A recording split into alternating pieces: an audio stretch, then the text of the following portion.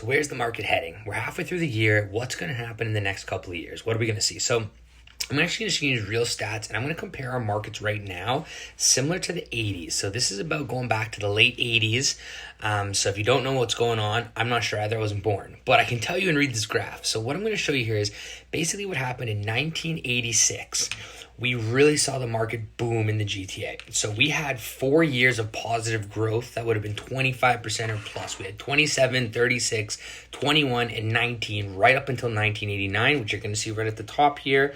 That's basically 1990. And since that 1990, we then saw the crash of the early 90s, which then meant for the next 7 years, we saw negative appreciation, which amounted to just under about 35%. So we literally saw the market decrease for almost 7 years.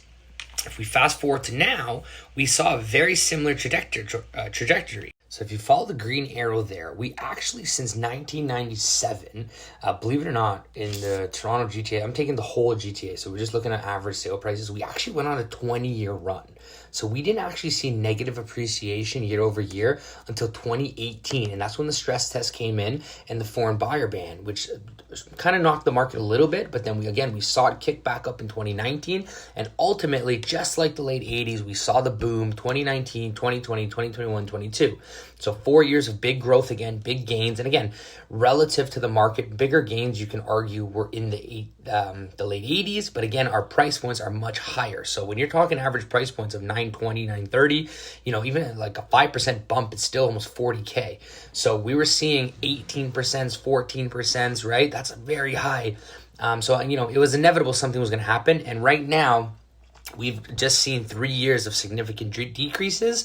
So my prediction, which I think our markets now are more resilient, we're a little bit different than we were in 30 years ago. Again, our interest rates have kind of come back down lower to almost near 10-year averages, whereas in the 90s, the interest rates were skyrocketing. They're really high, and they took a lot longer to come down.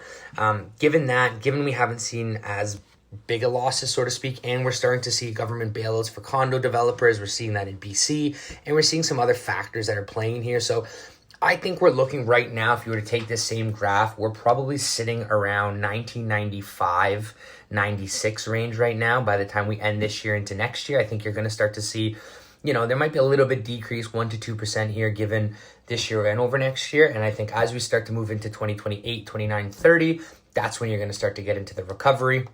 And I do think you're going to see probably the next 3 to 5 years as your window of opportunity. After about 3 years, I think you're going to start to see things come back. We do have, as of right now, no housing starts planned for 2029. So that's where